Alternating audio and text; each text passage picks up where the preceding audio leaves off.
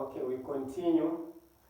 The example that we did previously was how to solve simultaneous equation using elimination method, where we had the equation which was 3x minus or plus y is equal to 9, then 2x plus y is equal to 10.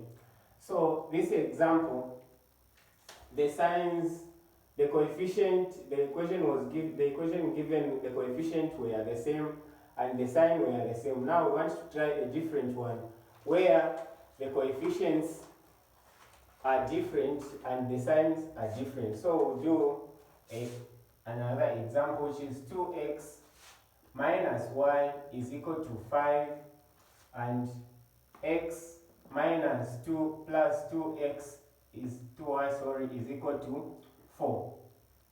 Okay. In this case, if we look at the simultaneous equations given, the signs in the y and in the x variables are different. We have 2x, the coefficients are different. We have 2x, here we have positive 1, here we have negative 1, here we have positive 2. So when we want to eliminate one of the variables here, we'll look at the smallest coefficient in one of the variables, which is here it's 1 and here it's y. And here we have positive 2, here we have positive 2. So we can eliminate any of the two. So for us to eliminate x, either x or 2, we have to make the same coefficient in one of the variables, either x or y. So we'll take x. So we are going to say, we are going to put a line here, then we are going to get the coefficient of x here multiplied by the equation on top, so it will be positive 1. Then we are going to get the coefficient of x in the first equation, which is positive 2, then we multiply with the equation at the bottom there. The reason why we are doing this is to make the same coefficient in the x variables, same coefficient. So when we multiply here, we are going to have 2x minus y is equal to 5, then 2x plus 2y is equal to 4. If you have seen, the coefficients are now the same. So now we can use elimination method to eliminate x, then we solve for y. So we are going to say, here we have positive, so we are going to subtract, so that we get 0. So we are going to say 2x minus 2x will get 0. Then negative y minus this minus, then plus 2y is equal to 5 minus 4, which is 5 minus 4. So now we can solve for y because we have eliminated x, we are remaining with a single variable. So this will be y positive, negative times positive to be negative 2, y is equal to 5 minus 4, it will be 1. Then here it will be negative y minus y, it will be negative 3y is equal to 1. We divide by negative 3, we divide by negative 3 there, then y will be equal to negative 1 over 3. It means we have solved for y. Now we can solve for x. So we are going to get one of the equation in the original one. So we are going to get 2x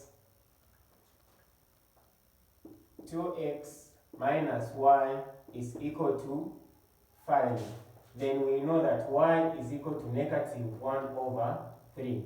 So where there is y, we are going to replace negative with negative y over 3. So it's 2x minus then negative 1 over 3 is equal to 5. So this will be 2x, negative multiplied by negative, it will be positive 1 over 3 is equal to 5. Then this will be 2x is equal to 5 minus 1 over 3. So since this is a fraction, we can multiply throughout by the reciprocal of 1 over 3, which is 3. Or we can just subtract there, which is 2x is equal to, the common denominator here will be 3. then you are going to say 5 over 1, 1 into 3, it's 3, 3 multiplied by 5, it's 15, minus 3 into 3, 1, multiplied by 1, 1, so it will be 2x is equal to 15 minus 1 is 14 over 3.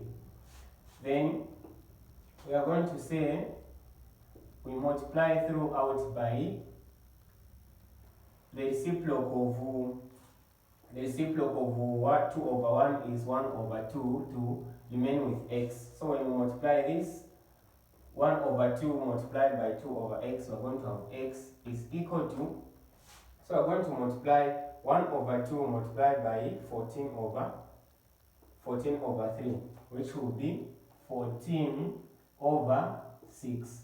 It means we have found the value of x. So if you want to prove, we can use the way we did in the first example to show that these are the values of x and